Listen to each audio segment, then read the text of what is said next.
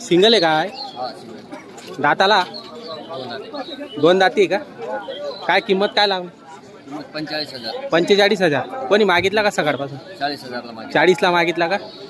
बरं मित्रांनो, 40ला मागितले गेलेलं आहे. 45,000 रुपये ते सांगतायत. सध्या कशाला चालू या? गाडी भेट टांगायला चालू आहे का?